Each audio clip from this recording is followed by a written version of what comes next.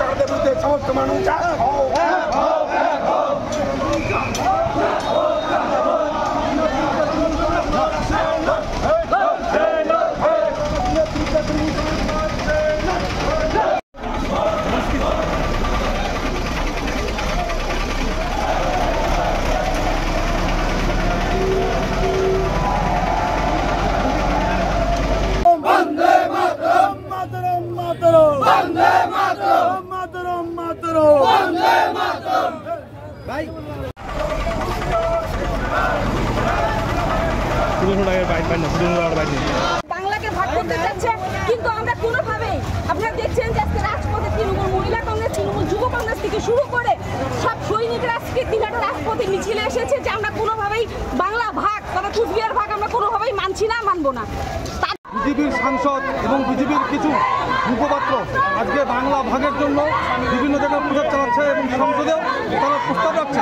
সেই জায়গায় দিনহাটার মানুষ, কুচবিহার জেলার মানুষ আজকে রাজপথে নেমেছে বিজেপির যে অপপ্রচার এবং বিজেপির যে চক্রান্ত বাংলা ভাগের নাম করে তার বিরুদ্ধে আজকে আমরা গর্জে উঠেছি এবং আগামী দিনের থেকে বৃহত্তর আমরা আন্দোলন সংগঠিত করব।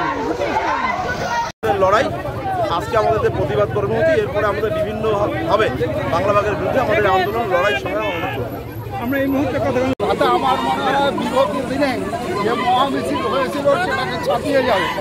আমরা বিজেপির যে চক্রান্ত বঙ্গভঙ্গ করার, বাংলা ভাগ করার, সেই চক্রান্তের প্রতিবাদে দিনহাটার মানুষ, তৃণমূল কংগ্রেসের কর্মী সমর্থকরা রাজপথে নেমেছেন। বিজেপি দেখুন বাংলা ভাগ করতে গেলে কত ধানে কত চাল ওরা বুঝতে পারে। বিধানসভায় রীতিমতো কিন্তু বিজেপি প্রস্তাবের সই শ্রাবণ মাসে বৃষ্টি ভেজা মানুষের মহামিছিলের ঢল, এরপর কি বঙ্গভঙ্গের নিয়ে কি বলবেন? মানুষ তো রোদ বৃষ্টির কথা ভেবে আসেনি, মানুষ মিছিলে এসে বাংলাকে ঐক্যবদ্ধ রাখবার তাগিদে।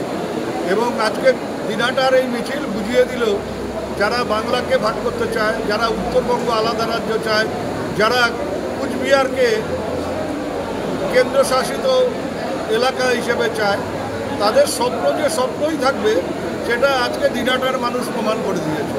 এরপরে যেদিন কুচবিহার শহরে, কুচবিহার জেলার সব এলাকার লোক নিয়ে মিছিল হবে, সেদিন তাদের রাতের ঘুম নষ্ট হয়ে যাবে।